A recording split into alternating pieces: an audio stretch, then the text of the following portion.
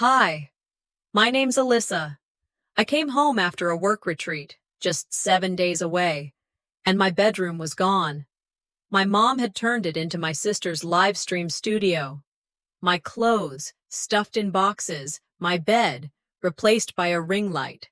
When I asked where I was supposed to sleep, she looked me straight in the eye and said, "Garage or get out." That wasn't the worst part. The worst part was, they did it like it was normal, like I should have expected it. Now I'm wondering, how long have I been written out of my own life? And what would you do if your family turned you into a footnote and never looked back? I came back on a Sunday afternoon, the kind of Sunday that used to mean leftovers in the fridge, the TV humming low in the background, and maybe someone asking how the trip went. But when I stepped through the door, it didn't smell like home. It smelled like new paint and money. There were softbox lights set up in the hallway, tangled cords across the floor. A tripod stood where the coat rack used to be. The walls looked cleaner, whiter, but empty. The picture frames were gone. My mother, Barbara, appeared from the kitchen with that brittle smile she uses when guests arrive. "Oh, good, you're back. Quick, come say hi to the stream. You look fine. Just smile for a second, okay? They'll love it." I hadn't even set my bag down. She was already walking me toward the room, before I could ask anything. My shoes still on, my coat still zipped. I caught a glimpse of Mary Jane, my sister, through the doorway. She was perched in front of the ring light like a peacock who knew the camera would never catch a bad angle. Barbara nudged me closer.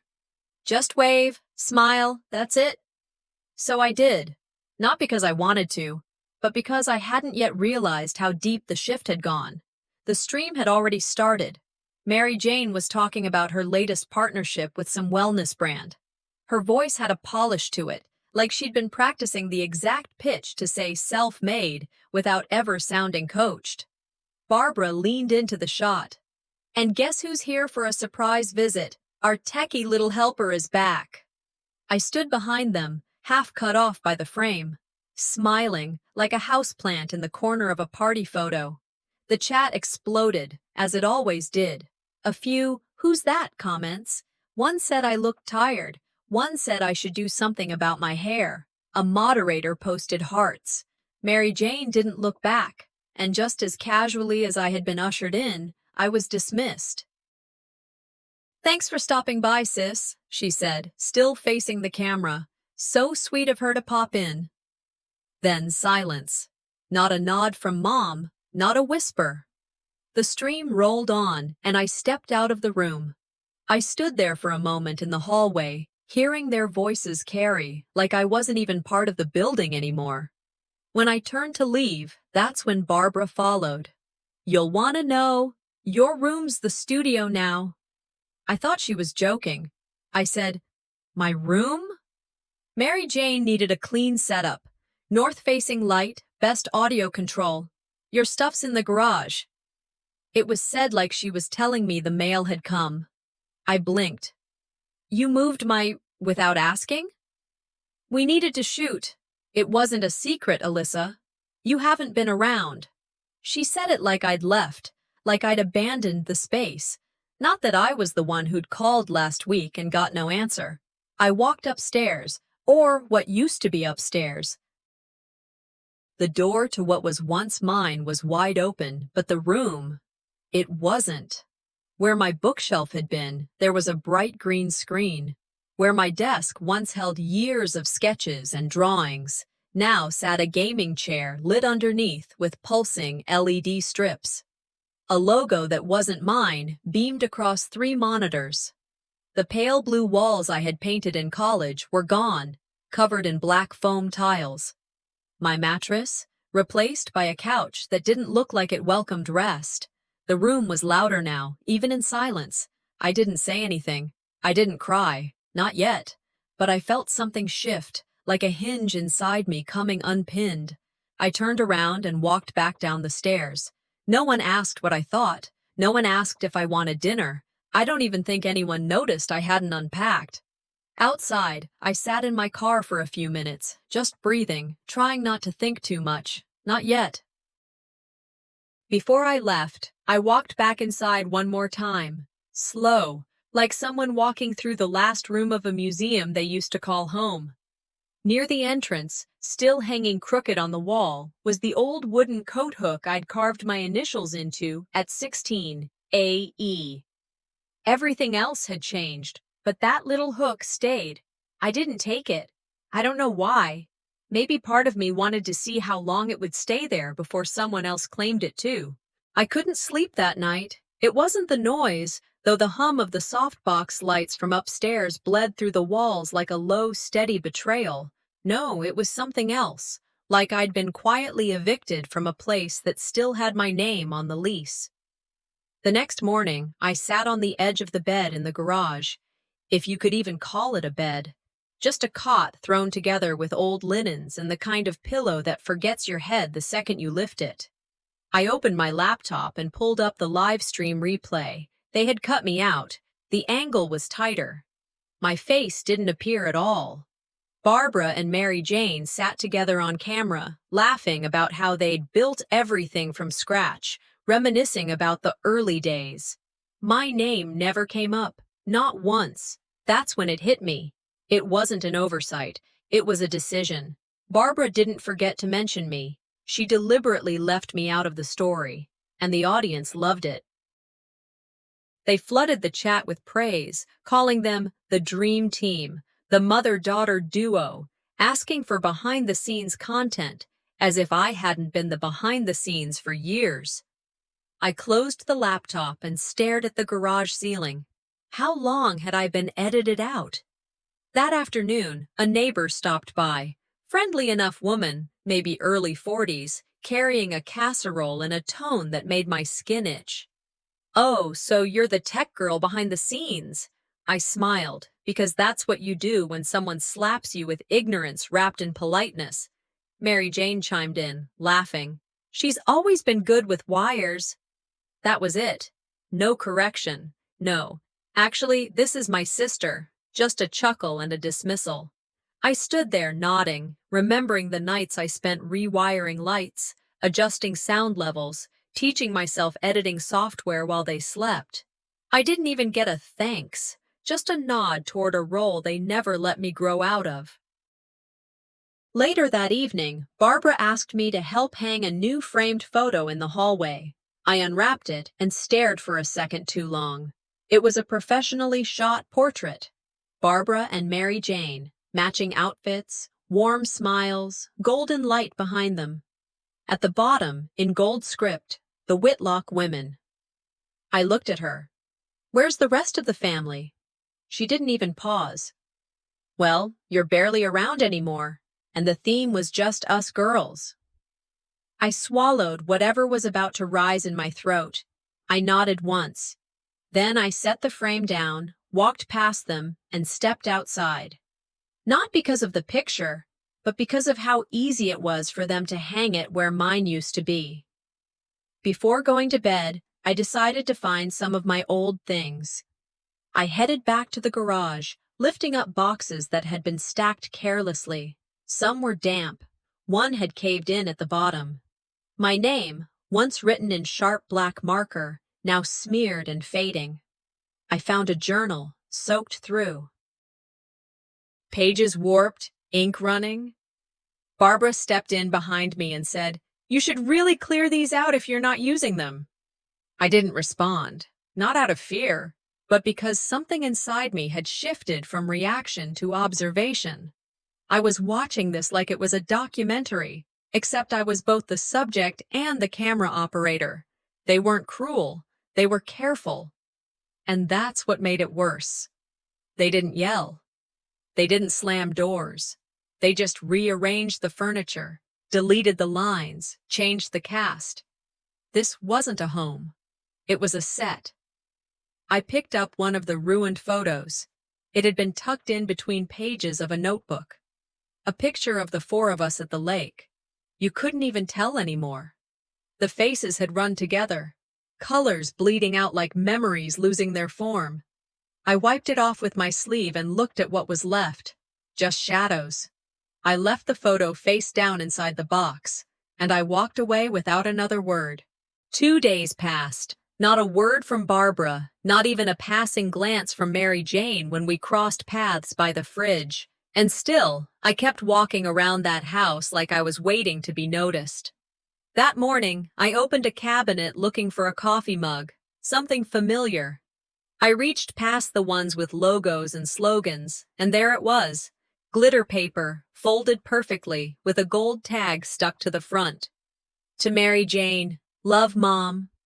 I knew the handwriting. I knew the way Barbara curled the L in love. The weight of it made me pause. I opened the wrapping, slowly, like I needed to confirm something I already knew. It was the journal, the one I gave Barbara last Christmas. I had hand-stitched the spine, picked cream pages she once said reminded her of old hymnals. Inside the front cover, my writing, for you, for all the quiet things we never say. Now it belonged to Mary Jane. I set it back down, careful not to crease the paper. The realization was clear. This family didn't forget. They just repurposed, rebranded, reassigned. My love was no longer a gift. It was now a marketing asset. I didn't get angry. I just walked out of the kitchen. I checked my email around lunch. Just clutter until I saw his name. Mr. Harland, my old professor. The one who believed in me before I even believed in myself. Subject line, Europe, huh? His message was short. Barbara mentioned you were moving overseas. Wishing you all the best. Stay in touch. I sat there, blinking. Europe? I had no plans to leave the country. I hadn't spoken to him since graduation. But why would she say that? Then it clicked. Of course. It's easier to explain absence when you fabricate distance. Barbara hadn't just erased me inside the house. She was rewriting me everywhere else, too. I scrolled through our old email thread. There it was.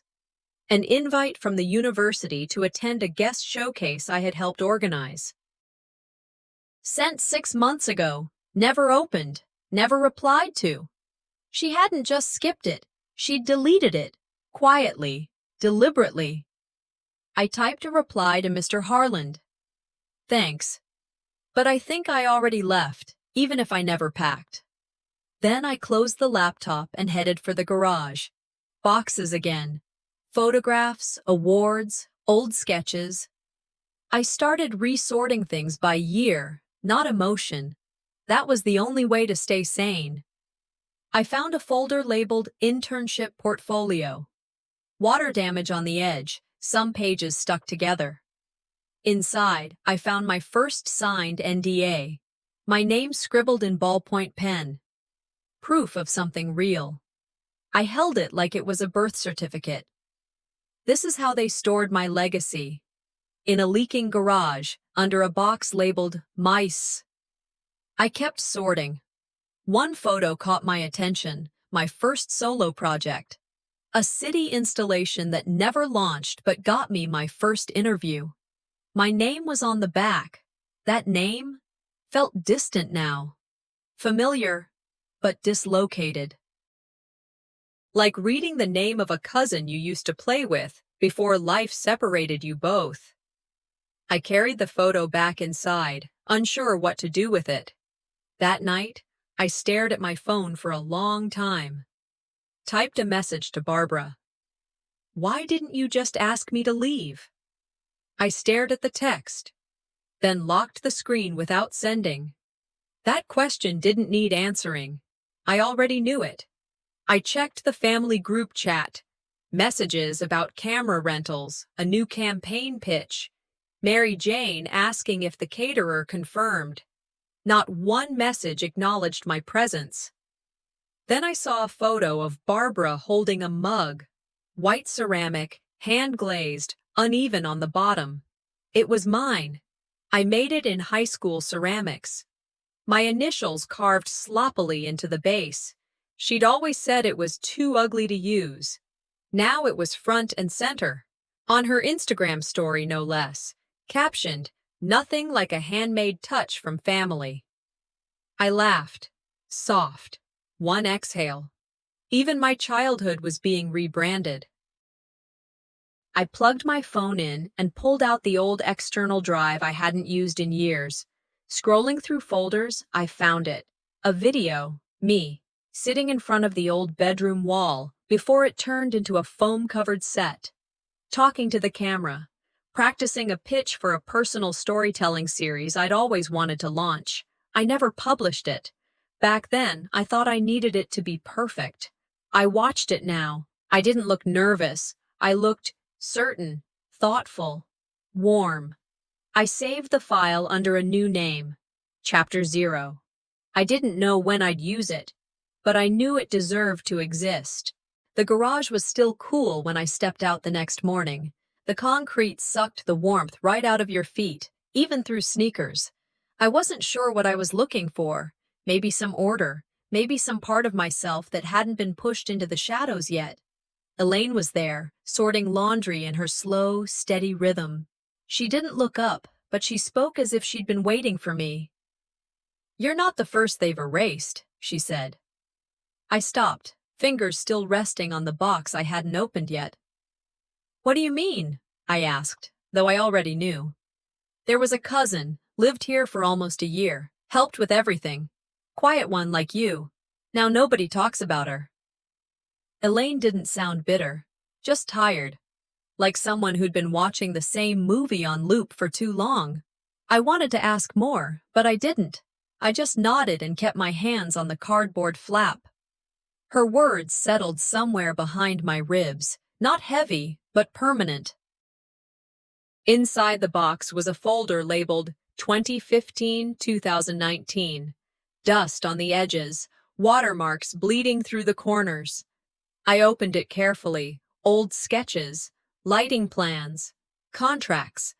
Then I found it, a copy of an NDA for the campaign Mary Jane had launched in her second year. I remembered drafting it, co-signing it in the car before the pitch meeting. Except now, my signature was missing. It had been torn out, replaced with a clean copy, just Mary Jane's name at the bottom. My name wasn't scratched out, it was gone, as if it had never been there. I heard footsteps. Barbara. She stepped into the garage, glanced at the folder in my hands, then turned and walked away. Didn't say a word. Didn't flinch. It wasn't the action that got me. It was the ease. Later that day, I was reorganizing the last of my bins when Mary Jane stormed in without knocking. She was looking for something, her phone maybe, or another pair of earbuds she'd probably left in my things. "This one's mine," she said, snatching up the analog camera I'd stored in the memory box. I blinked. "That was a gift from Aunt Ruth." She shrugged. "Mom said I could have it. It matches the filter set for the shoot." I didn't argue. As she turned to leave, I noticed the Polaroid still tucked inside, a blurry photo from when we were kids. I was holding the camera, squinting into the sun. Mary Jane was laughing in the background, half out of frame. She didn't even glance at it. She took the whole box with her. It wasn't about the camera. It was about the assumption that anything connected to me could be repurposed without pause. That evening, I found myself in the backyard, on the old wooden swing my dad had built years ago. The chains creaked with every slow sway. The air was still, quiet. Elaine sat down beside me. No introduction, no invitation, just presence. "I tried once," she said, "to say something, when the cousin disappeared. I was told, 'You're not family.'" I turned toward her. "Why'd you stay?" "Sometimes," she said, "you don't need to leave to stop belonging." We sat like that for a while, just breathing. Behind us, the house pulsed with purple light from the studio window, a fake sunset crafted for content. It felt like a different building entirely. When she went inside, I walked upstairs. Mary Jane's door was slightly open. I stepped in and left the camera on her desk, but not before writing a note and tucking it into the case. "Memories don't belong to the loudest person in the room."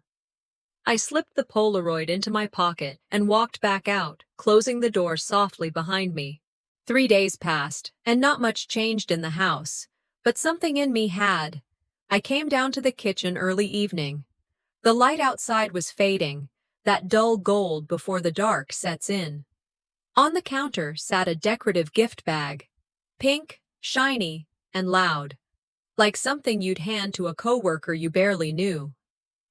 "For you, just because," the tag said, in Barbara's looping handwriting. I opened it. Inside was a framed quote in swirly script, "Family is everything." That would have been enough, but underneath the frame was a plain white envelope, my name written on it. I should have walked away. Instead, I opened it. Inside was a bank statement, folded neatly, row after row of transactions, audio interface, LED panel, studio mic, all tied to one account. Mine. An account I'd opened during college for rent and emergencies. It was still active, now emptied. I stared at the statement for a while before I heard Barbara's voice behind me. "You were always good with savings," she said, pouring herself a glass of lemon water. No smile, no shame. I didn't respond. I placed the paper back in the envelope, sealed it shut, and slid it into my jacket pocket. Then I went out to the garage. There, in the back corner, under a plastic sheet, was my old suitcase, still zipped, still untouched. I pulled it out, sat cross-legged on the floor, and opened it. Inside, on top of a pile of folded clothes and old notes, was a single sheet of paper. At the top, "What I want to say if they ever listen." It was a list, not long, just quiet bullets. I didn't mean to walk away. I was trying to keep the peace. I wanted someone to ask what I needed. I deserved better than silence. I held the page for a few seconds, letting the words breathe. That suitcase had been ready for a return that never really happened. All this time, I was carrying the hope that someone in that house would open it and find me waiting. They didn't. The dust on the zipper told me everything I needed to know. I refolded the page and left it inside, closed the suitcase, and shoved it back into the dark corner. Around 7 p.m., we sat down to dinner, a half-cooked roast chicken, some leftover salad, and the same stiff silence that had started to feel like part of the furniture. I had decided I'd say something. I had planned it out in my head, not a speech, just a sentence. Instead, Mary Jane cut in mid-bite. "We're planning a trip to New York, me and Mom, gonna do a livestream QA. You think we should bring that new tripod?" Barbara chuckled.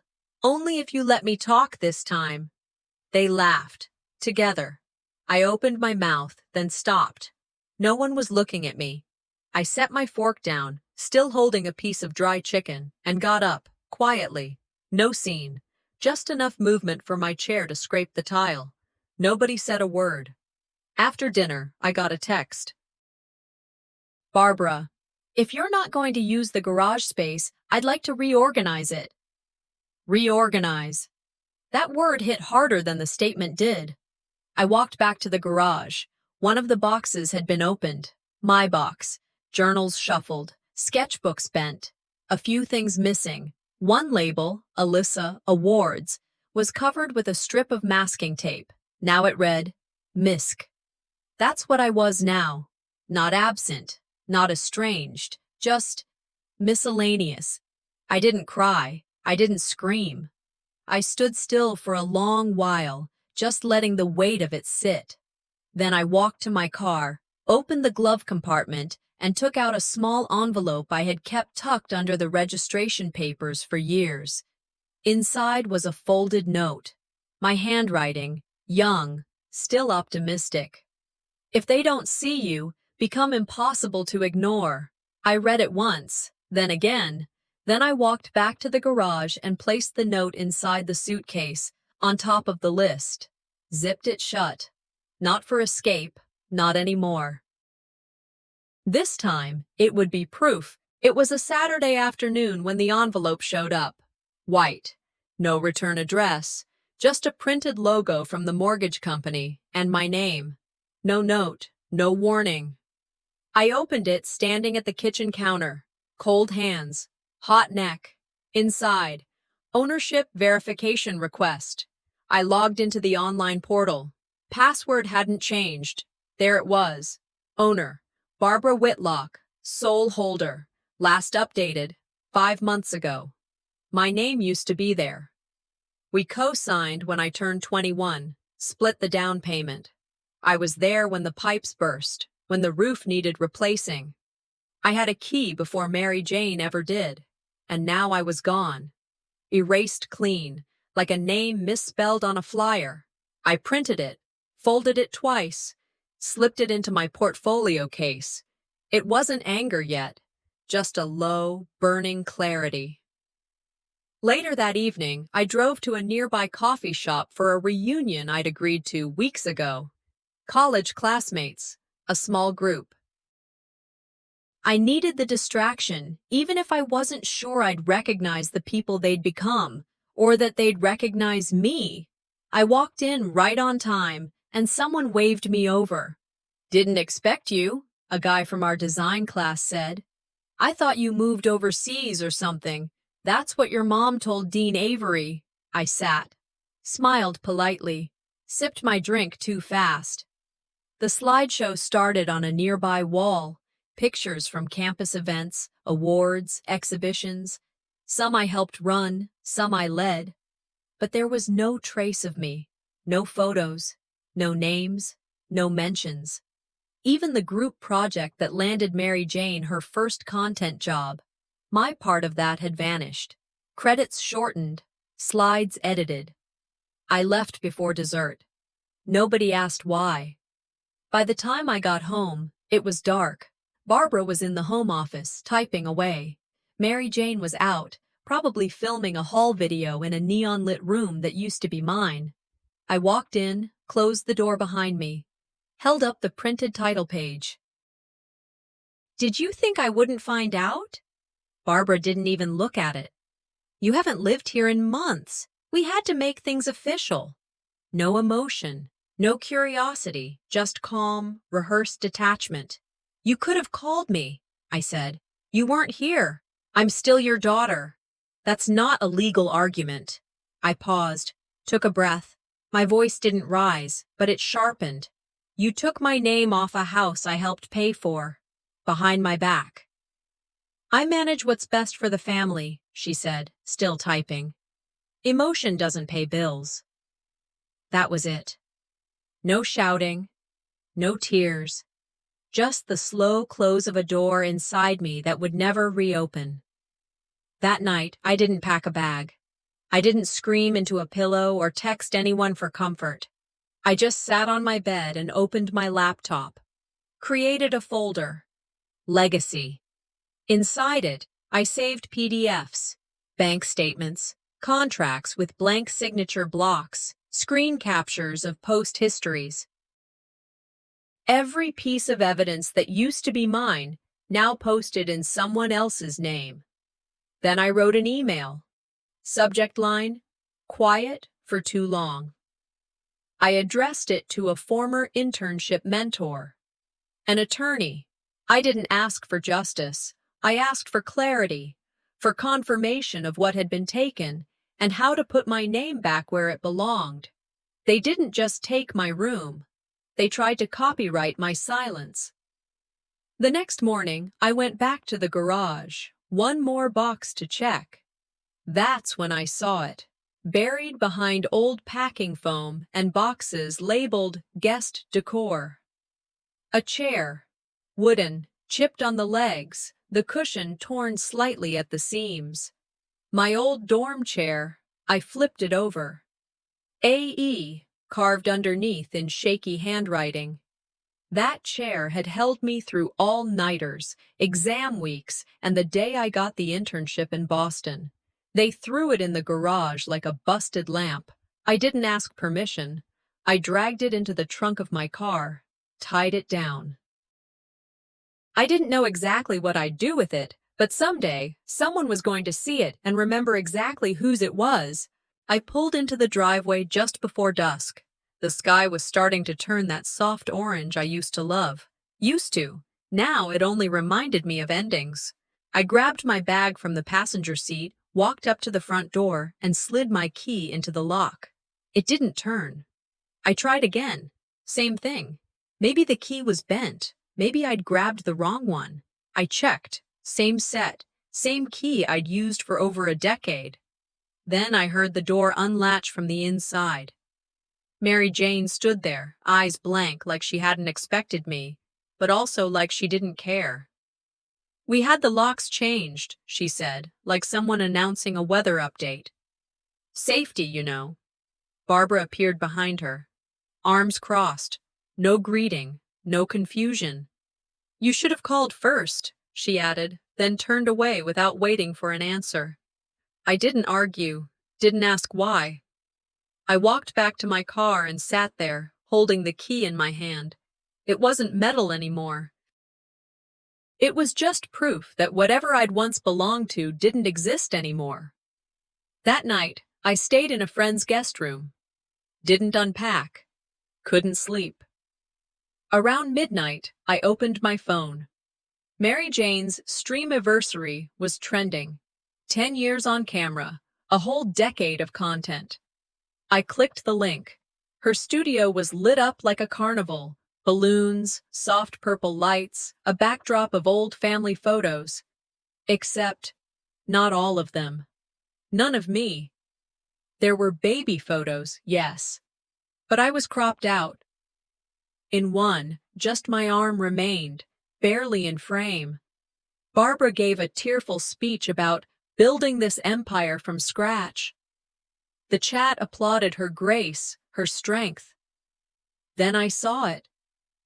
A photo from Mary Jane's first interview, the one I shot myself, in a cold garage with a blanket pinned behind her for a backdrop.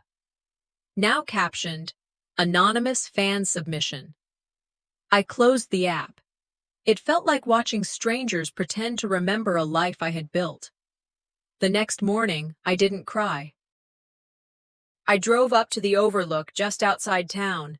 No music, just me and the sound of tires on gravel. I parked, rolled the windows down, and whispered, "They want to rewrite me, but I'm not going to edit myself for them anymore." I opened my laptop right there in the front seat and created a new folder.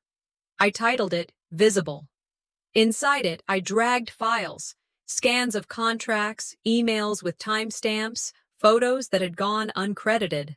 I started piecing together a story, not as defense, but declaration. No rage, just precision.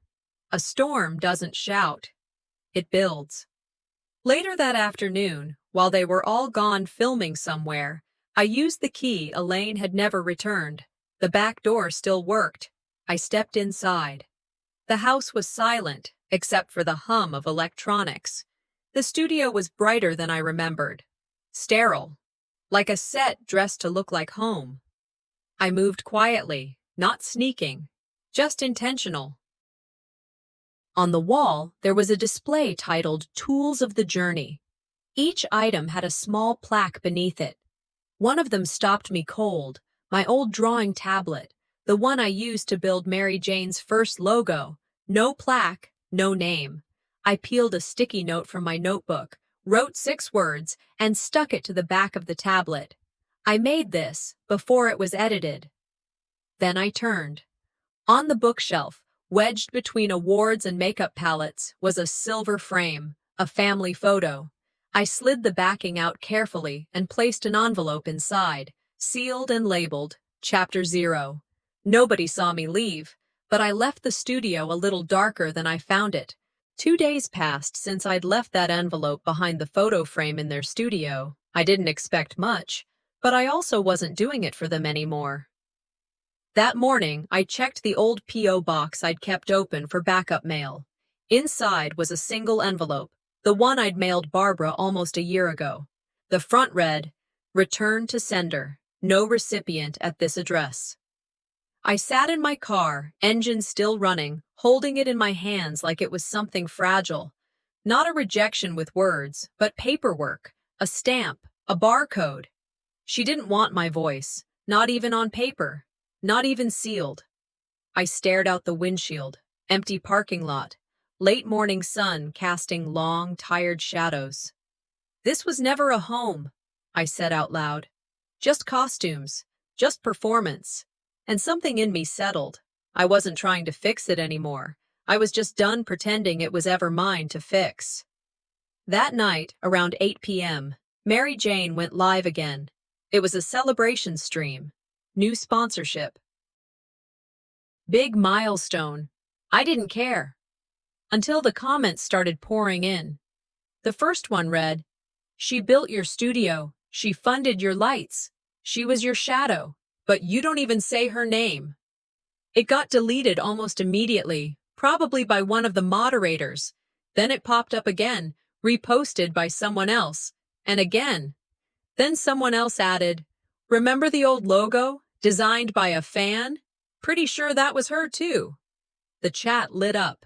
Viewers started asking, "Who's she talking about? Was there a sister? Why haven't we ever seen her?" Someone posted a link to one of Mary Jane's early videos, one I had filmed, edited, captioned.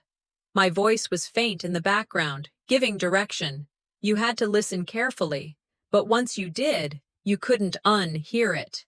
Then came the side-by-side screenshots, a still from the old video, a clip from Chapter 0. I hadn't named names. I didn't have to. That video had gone up 2 hours earlier on a public storytelling channel. No bio, no credit line, just a title, Chapter 0. In the video, I sat on the floor of my childhood room, what used to be mine. I talked about what it meant to be written out of your own narrative, what it felt like to watch people build a platform with pieces they took from you without asking. I showed fragments, design drafts, time-stamped mock-ups, screenshots of draft emails. I ended the video saying one thing. This used to be my room. That was it. The internet did the rest. By morning, Barbara had released a public statement calling it all a misunderstanding, said I was always welcome home. Mary Jane went live again, tears in her eyes. We're just a family. We're learning. Mistakes were made.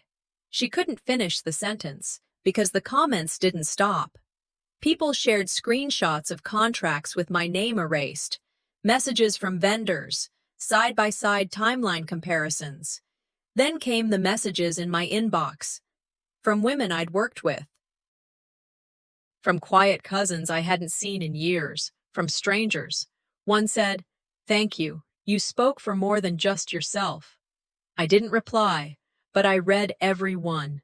That evening, they went live again. Same purple lights, same soft music. At some point during the stream, the camera panned too far left. There it was, the old wooden coat hook, the one by the door. My initials, AE, carved underneath. Faint, but visible. The hook was empty. Someone in the comments asked, "Isn't that hers?" Another posted a screenshot of it, the image circled, labeled, proof. Barbara didn't move. The frame lingered for 1 second too long. It was enough. 2 weeks later, I got a text from Barbara. "Where are you?" People keep asking. No greeting, no warmth, just those words. I read it twice, then a third time. I didn't answer. Not because I was angry. I just didn't owe her anything anymore. It wasn't a question out of concern. It was damage control. I closed the message and opened my journal instead.